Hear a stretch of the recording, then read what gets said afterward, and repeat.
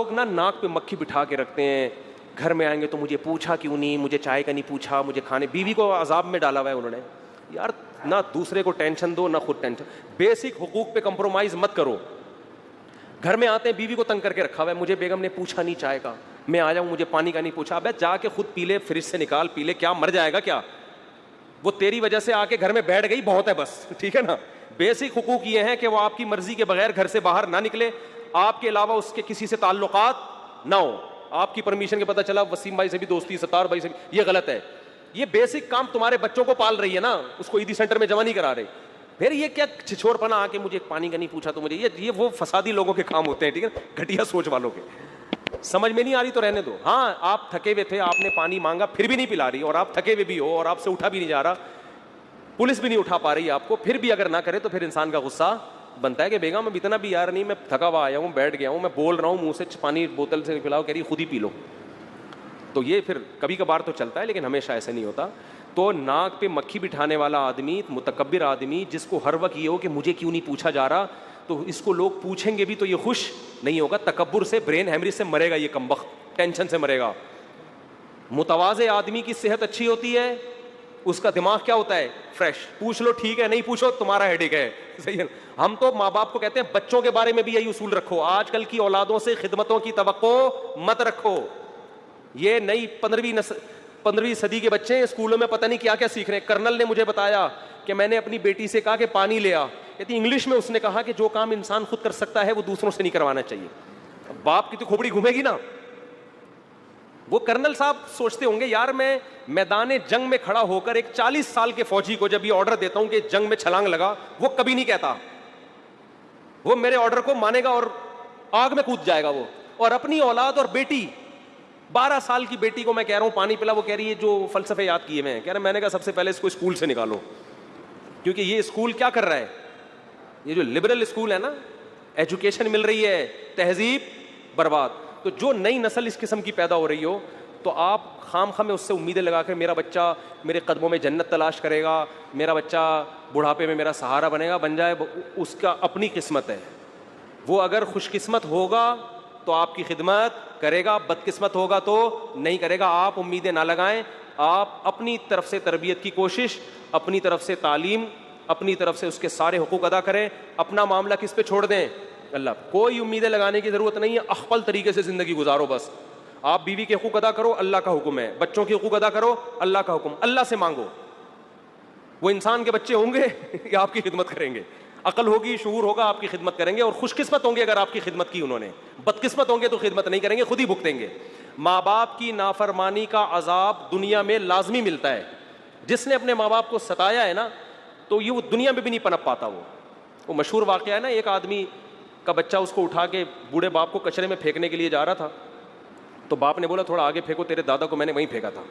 تو مکافات عمل ہے, جو اپنے والدین کی خدمت نہیں کرے گا. دیکھو انگریز اپنے والدین کو اولڈ ہاؤس میں کیوں جمع کراتے ہیں, اس لیے کہ ان کے والدین نے اپنے والدین کو کہاں جمع کرایا ہوتا ہے, اولڈ ہاؤس میں. مکافات عمل اللہ انگریزوں کو دنیا میں دکھاتا ہے کہ تو نے اپنے باپ کو کون سا پالا تھا. تو بلکہ میں نے تو یہاں تک کہ انگریز نے مجھے خود بتایا کہ ہمارے یہاں تو بوڑھے ماں باپ خود ہی کہہ دیتے ہیں بھائی ہمیں اولڈ ہاؤس میں جمع کرا دو, ہمیں پتہ ہے یہ ہم تمہارے لیے ٹینشن بنے ہوئے ہیں, تم خوشی سے نہیں پال رہے. تو ماں باپ خود کہتے ہیں ہمیں جمع کرا دو, ہمیں پتہ ہے تم خوشی سے خدمت نہیں کرو گے ہماری.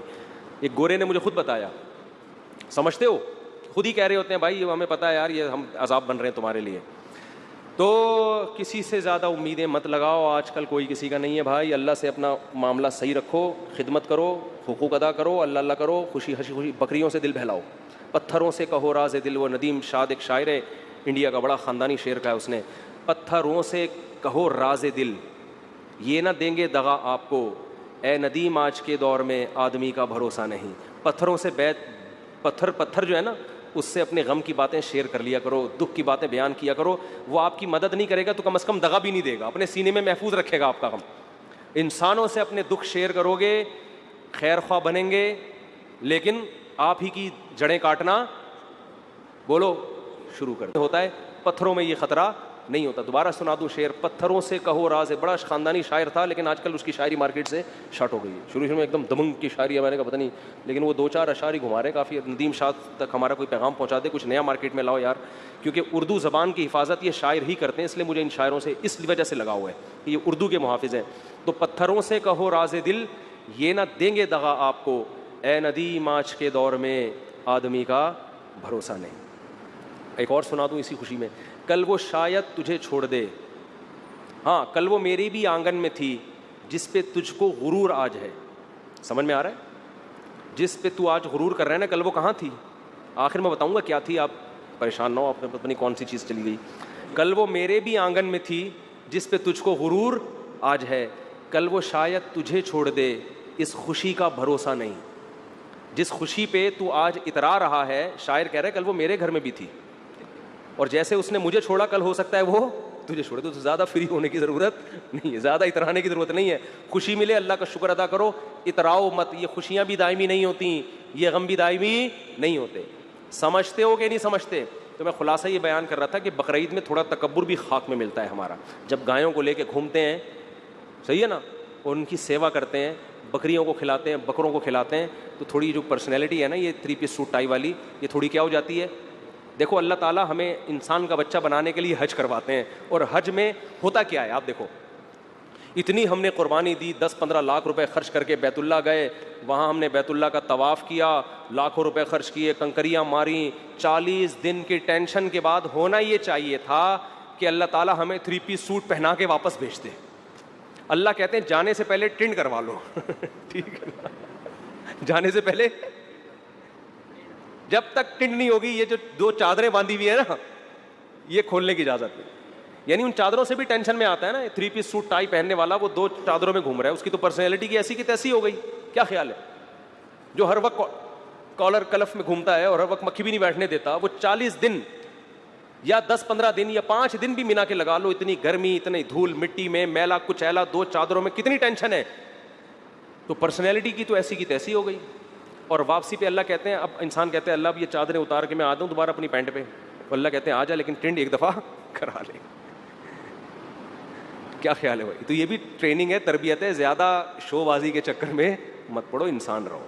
تکبر اللہ ختم کراتے ہیں ہمارا, سمجھتے ہو؟ خوش رہتا ہے آدمی. تو خوش رہنے کا ایک بہت بڑا نسخہ ہے, تکبر ختم کر لو. گھروں میں جا کے یہ نہ پوچھا کرو مجھے پوچھا کیوں نہیں, میں گھنٹے سے بیٹھا ہوا ہوں, کیا عذاب بنایا ہوا ہے, پانی کا نہیں پوچھا, چائے کا نہیں پوچھا. ہاں ہوٹل میں بعض دفعہ انسان کو غصہ آتا ہے, آگے بس نکل رہی ہے اور وہ ہوٹل والا پوچھ نہیں ہے, تو پھر جا کے انسان, وہ تکبر کی وجہ سے نہیں, وہ ٹائم بچانے کی وجہ سے ہوتا ہے. سمجھتے ہو؟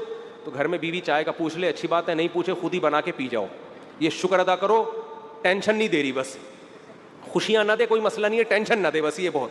ٹینشن والی فری بیوی کسی کو مل جائے تو بس سمجھو خوشیاں ہی خوشیاں. آج کل مسئلہ یہ ہے کہ نہ صرف یہ کہ خوشی نہیں دے رہی ہوتی, الٹا ٹینشن دے رہی ہوتی ہے.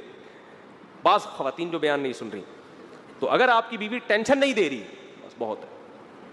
کسی نے میرے بارے میں تبصرہ کیا کہ ان کے اتنے گھر ہیں اور ناشتہ انڈا موڑ پہ کرتے ہیں, طنز کیا نا. تو میں نے کہا میرا گھر میں اللہ کا شکر ہے ناشتہ مجھے ملتا ہے, تو مجھے وہ پراٹھے اچھے لگتے ہیں باہر کے, وہ گھر میں بن نہیں سکتے وہ, تو اس لیے کھا رہا ہوتا ہوں. تو فسادی لوگ ہیں, کچھ بھی کرتے رہتے ہیں بیٹھ. یوں بھی تو کر سکتے تھے, اتنے اچھے ہیں کہ ناشتے کی ٹینشن بھی گھر والوں کو نہیں دی انہوں نے, ناشتے کی ٹینشن بھی گھر والوں کو نہیں دی, اتنے اچھے ہیں. یہ بھی تو کہہ سکتے تھے نا, لیکن ناشتہ گھر والے بنا کے رکھتے ہیں الحمدللہ.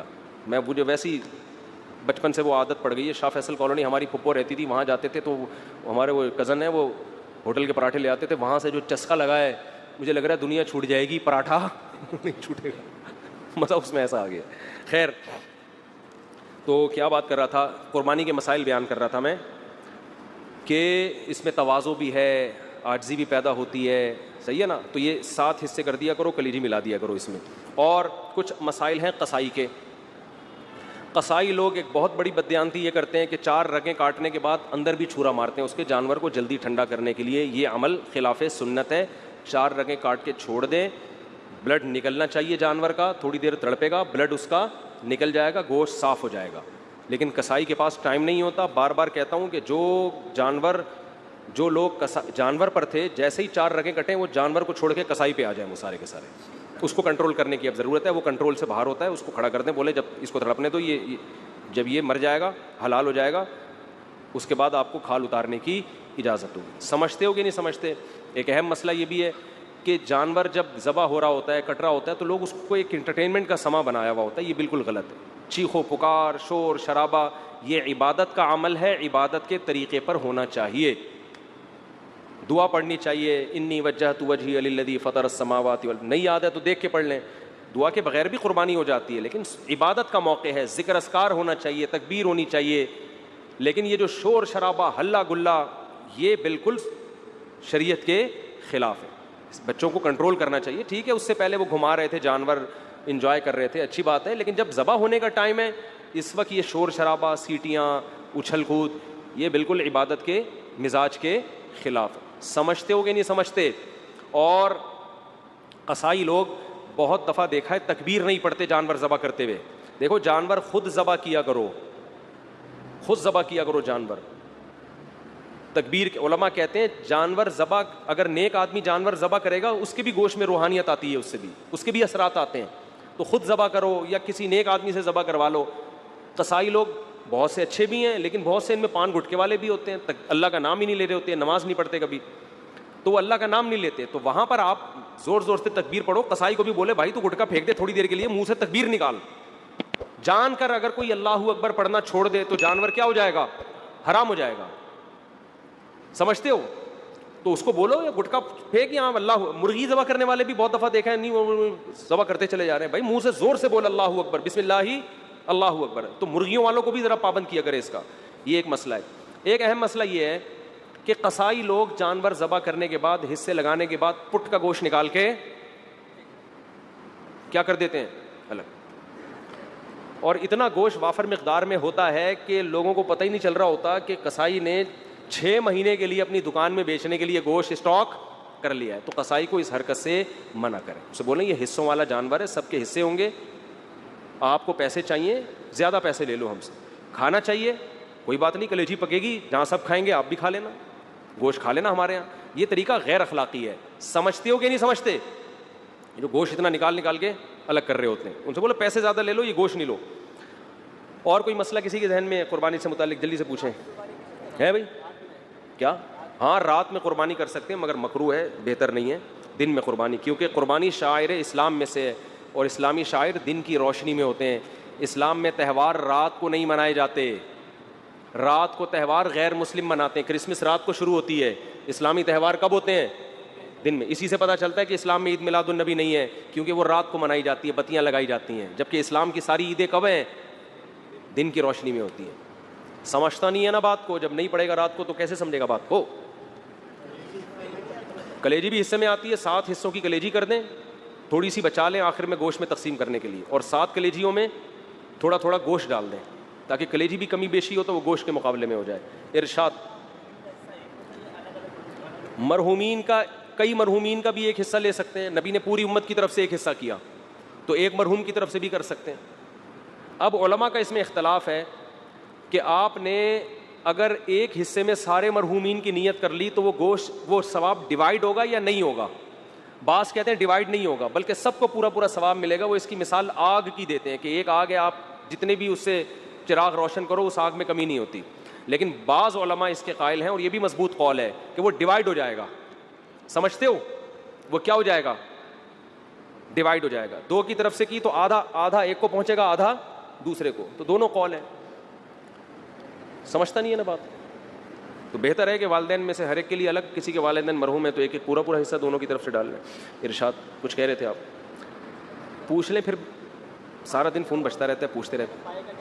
پائے کا کیا, ابھی بتا رہا ہوں پائے کا کیا, پائے پکانے کا طریقہ بتاتا ہوں. جی ہاں, بعض غیر مسلم قصائی بن کے گھوم رہے ہوتے ہیں, تو اس کا بھی خیال کریں. مسلمان ہونا چاہیے. ہندو کا ذبیحہ حلال نہیں ہے, اسی طرح مشرک کا ذبیحہ بھی حلال نہیں ہے. کوئی اپنے آپ کو مسلمان کہتا ہے لیکن ختم نبوت کا منکر ہے, یا رسول اللہ صلی اللہ علیہ وسلم کو صاف لفظوں میں حاضر ناظر مشکل کشا کہتا ہے بغیر کسی تعویل کے, تو چاہے دیوبندی ہو, چاہے اہل حدیث ہو, چاہے بریلوی ہو, وہ تو مشرک ہے نا. نبی کو علی الاطلاق مختار کل مانتا ہے کہ اللہ نے سارے اختیارات نبی کو بھی دے دیے ہیں, تو یہ تو شرک ہے کھلا ہوا. تو کوئی بھی مشرک چاہے دیوبندی ہو, چاہے اہل حدیث ہو, چاہے بریلوی ہو, اس کا ذبیحہ حلال نہیں ہے. یہ امام مالک کا قول ہے، امام احمد بن حنبل اور امام شافعی کا، کہ ایک گھر میں ایک قربانی کافی ہے، پورے گھر والوں کی طرف سے ہو جاتی ہے. اور ان کی دلیل بعض اسلاف کے اقوال ہیں، بعض تابعی ہیں ان کے اقوال ہیں.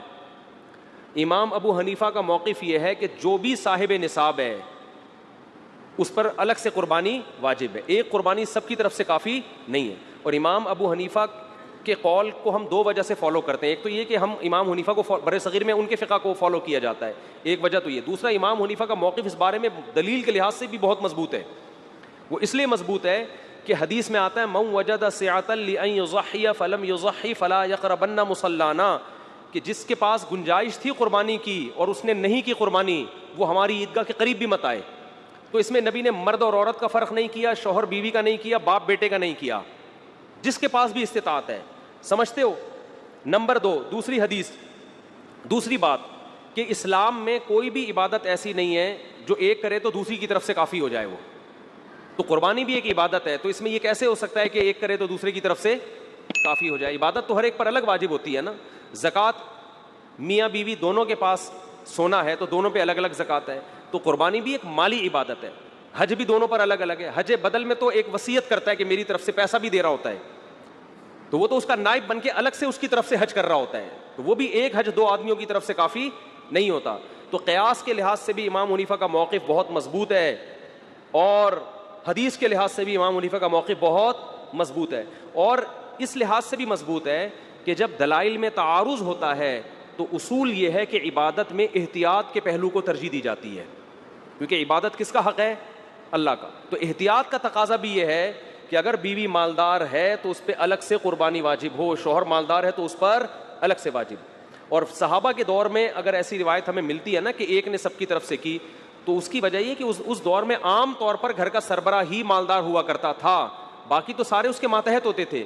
یہ رواج نہیں تھا کہ بیگم صاحبہ الگ کما رہی ہیں، میاں صاحب الگ ارننگ ہے اس کی، بیٹا الگ کما رہا ہے. یہ اس دور میں ہوا نہیں کرتا تھا عام طور پہ، تو اس لیے گھر کا سربراہ ہی کرتا تھا. آج کل بیٹے کی ارننگ بعض دفعہ باپ سے زیادہ ہوتی ہے، بیوی کے پاس سونا شوہر سے زیادہ ہوتا ہے، یہ بہت دفعہ ہو رہا ہے، تو وہ زیادہ مالدار ہے. تو اس لیے جو ہماری نظر میں راجح قول ہے، لیکن اختلافی مسئلہ ہے، عرب علماء کہتے ہیں ایک خاندان کی طرف سے ایک کافی ہے، لیکن ہماری نظر میں ایک تو بر صغیر میں فقہ حنفی کو فالو کیا جاتا ہے. ایک ملک میں اگر کسی فقہ کو فالو کیا جا رہا ہے تو آپ 1.5 انچ کی الگ سے مسجد کیوں بنا رہے ہو؟ یہ بھی تو غلط ہے نا، اس سے بھی تو اختلاف پیدا ہوتا ہے. تو جب سے اسلام آیا ہے بر صغیر میں فقہ حنفی ہی کی شکل میں آیا ہے، تو فقہ حنفی کو فالو کیا جاتا رہا ہے. تو اس لیے بھی کہ دلائل کے لحاظ سے بھی امام ابو حنیفہ کی بات بہت زیادہ مضبوط ہے. تیسرا اس لیے بھی کہ عبادت میں جب دونوں قول ملتے ہیں تو احتیاط کا تقاضا یہ ہے کہ اس قول پر عمل کیا جائے جس میں احتیاط زیادہ ہو. سمجھتے ہو؟ اور چلو بھائی کوئی مسئلہ، پائے کی تقسیم کیسے ہو؟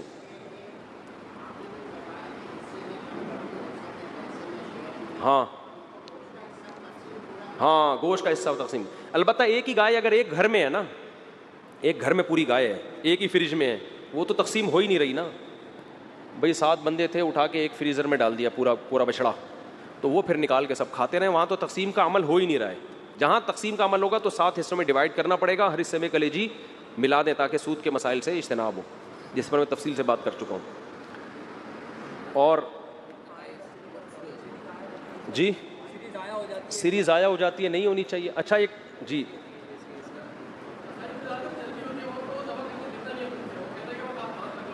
نہیں، ہاتھ رکھنے سے نہیں ہوگا. قصائی کے کونی پہ ہاتھ رکھ لیا تو قصائی ذبح ہو سکتا ہے، اس سے جانور ذبح نہیں ہو سکتا. چھری پہ ہاتھ رکھ کے چلائیں. ہاں قصائی کو بولے تیرے پاس ٹائم نہیں ہے تو پھر آیا کیوں، ادھر بیٹھ آرام سے. میں نے بتایا نا گائے کو کنٹرول کرنا اتنا مشکل نہیں، قصائی کو کنٹرول کرنا زیادہ مشکل ہے. 2 قصائی کو کنٹرول کرنے کے لیے الگ سے بلائیں، ٹھیک ہے نا. تو اچھا ایک اور اہم بات تھی ابھی بھی، ہاں بہت اہم ترین بات کھوپڑی میں آئی ہے. دیکھو نبی صلی اللہ علیہ وسلم نے فرمایا ایمان کا سب سے لاسٹ اور آخری درجہ ہے اماطۃ الاذی عن الطریق، راستے سے اذی کو ہٹانا. یعنی اذی کہتے ہیں تکلیف دہ چیز کو بھی اور گندگی کو بھی. عربی میں اذی کسے کہتے ہیں؟ کانٹا، گٹر کا ڈھکن کھلا ہوا ہے، یہ تکلیف دہ ہے نا، کوئی گرے گا.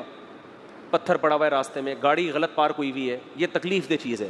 اور اذی کا مطلب گوبر پڑا ہوا ہے، کوئی گند پڑا ہوا ہے، یہ بھی اذی میں داخل ہے عربی میں، ٹھیک ہے. تو آپ صلی اللہ علیہ وسلم نے فرمایا کوئی شخص گزر رہا ہے اور راستے میں اسے کوئی تکلیف والی چیز یا گندگی والی چیز نظر آئی جس سے لوگوں کو کراہت ہوتی ہے, وہ اسے راستے سے نہیں ہٹاتا, تو حدیث میں ہے کہ یہ ایمان کے آخری درجے پہ بھی بولو نہیں, یعنی اتنی آخری درجے کی نیکی بھی کم بخت نہیں کر رہا, تو یہ مومن کہلانے کا مستحق نہیں ہے. سمجھ رہے ہو؟ آپ سوچو کہ جو تکلیف دہ چیز کو نہیں ہٹا رہا وہ مومن نہیں ہے, تو جو تکلیف دہ چیز پھینک رہا ہے وہ مومن کیسے ہو گیا؟ نہیں آ رہی بات. قربانی کرنے والے تکلیف دہ چیز نہیں بلکہ تکلیف دہ چیزیں روڈوں پہ پھینکتے ہیں. گوبر پڑا ہو نا اس سے کم تکلیف ہوتی ہے, پوری پوری اوجھڑیاں, سریاں, آلائشیں, ادھر جانور ذبح کیا, ان کو اس سے کوئی غرض ہی نہیں ہے کہ یہ کیا گندگی محلے میں پھیلا رہے ہیں وہ. تو جب آپ کا جانور ذبح کریں گے اس کا کی آلائشیں, اس کا گند اور اس کی تمام تکلیف دہ چیز کو اٹھانا بھی آپ کی ذمہ داری ہے.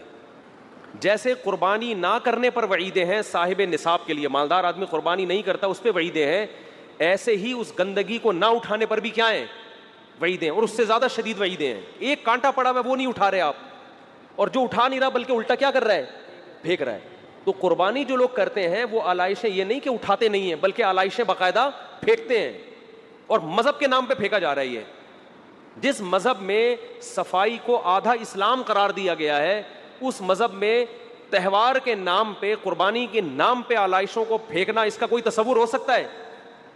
کیا ہو گیا بھائی؟ تو یہ بہت بڑا جرم ہے, اس سے آپ کا ثواب ضائع ہو سکتا ہے قربانی کا. تو اس لیے جب بھی جانور ذبح کرے اس کے خون کو ٹھکانے لگانے کا انتظام کریں. خون اگر روڈ پہ پڑا ہوا ہے مٹی اس کے اوپر لا کے ڈالیں, چونا اس کے اوپر لا کے ڈالیں تاکہ اس سے بدبو کیا ہو جائے, ختم. بلکہ پہلے انتظام کریں بھائی کوئی گیتی ہو جس میں وہ خون جو ہے مٹی سمیت اٹھا کے کسی ٹوکرے میں ڈال دیں تاکہ خون پھیلے ہی نہیں, یا کوئی گڑھا کھودیں جس میں خون جائے. گٹروں میں خون بہانے میں گٹر بند ہونے کا خطرہ ہوتا ہے, اور ویسے بھی اچھا نہیں لگتا قربانی کا جانور اس کا خون ڈائریکٹ گٹر میں پھینکا جا رہا ہے. تو اس کو ٹھکانے لگانے کا انتظام کس کے ذمے ہے؟ قربانی کرنے والے کے ذمے, جس کا جانور ہے. اس کے گوبر کو آپ نے گھر کے باہر جانور لا کے باندھا تو اب اس کے گوبر کے اٹھانے کا بھی تو کوئی انتظام کرے نا, یا وہ پیمپر پہنا کے رکھیں گے اس کو 8-10 دن؟ نہیں آ رہی بات. تو گھر کے باہر نا تھوڑے سے بلاک کھڑا کر کے مٹی ڈالیں اس کے اوپر, بعض لوگوں نے کیا بھائی ہے, مٹی ڈالیں, اس مٹی پہ گوبر ہوگا, وہ اٹھانا بھی آسان اور اس میں بدبو بھی نہیں ہوتی. اور جب بقرعید ختم ہو جائے تو ٹرالی لائیں, وہ مٹی اٹھا کے, پورے سال تو نہیں جانور باندھنا ہوتا نا, چند دنوں باندھنا ہوتا. میں یہ نہیں کہہ رہا کہ جانور مذبح خانے میں باندھا کریں, اس سے رونق گلیوں کی ختم ہو جائے گی. بقرعید کا مزہ جب یہ جب جانور آپ کے گھر کے باہر بندھا ہو, لیکن اس کی صفائی کا انتظام ہونا چاہیے. تو آپ نے مٹی ڈال کے گھر کے باہر بلاک کھڑے کر دیے, اس کے اوپر آپ کا بچڑا آ گیا, گائے آ گئی, اونٹ آ گیا, جو بھی آ گیا.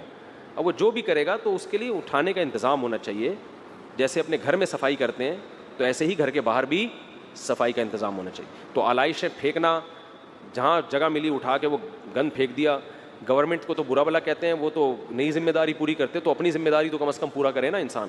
تو قربانی کے بعد ایسا کوئی کام نہیں ہونا چاہیے جو بدبو کا, جراثیم کے پھیلنے کا, گندگی کا سبب بنے. نبی صلی اللہ علیہ وسلم نے ایسے لوگوں کو ایمان کے آخری درجے سے بھی خارج کیا ہے. اور تہواروں میں تو صاف صفائی ستھرائی کا اہتمام اور زیادہ ہوتا ہے. اس میں عید مسلمانوں کا تہوار ہے, اس میں گندگی پھیلانا تو اور بڑا جرم ہے.